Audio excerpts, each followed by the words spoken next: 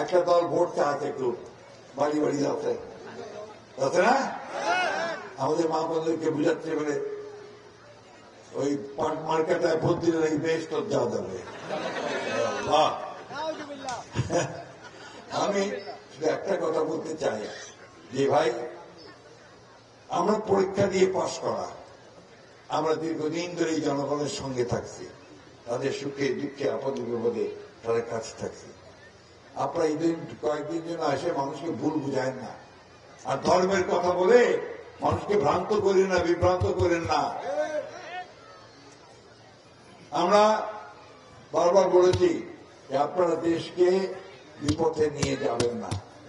আপনি তো এখন টকশো দেখেন, খুব টেলিভিশন না টকশো দেখেন, আর মোবাইল ফোনে ইউটিউব দেখেন নাকি? দেখেন তো নাকি? ওইটা দেখে কি বুঝতে পারেন? পারেন তো, বলেন তো কি পিআর কি বলেন?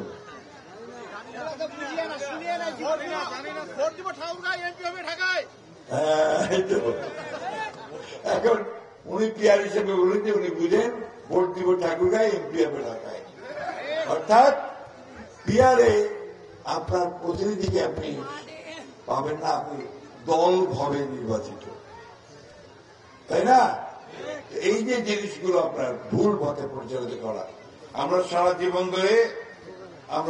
জীবন ধরে আপনার এই প্রার্থীকে ভোট দিয়ে অভ্যস্ত, এমপিকে ভোট দিয়ে অভ্যস্ত, তাই না?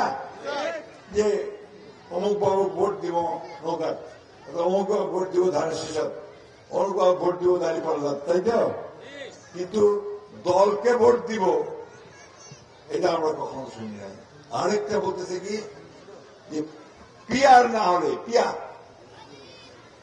হলে যাওয়া যাবে না, তাই না? আমরা ভোট করবো না। তো কয়েছে যে পিআরটা আমাদের দেশের লোকজন বুঝে না ভাই, ওটা বাংলাটা হচ্ছে আবার প্রপোর্শনেট রিপ্রেজেন্টেশন, ওটা আরো কঠিন শব্দ।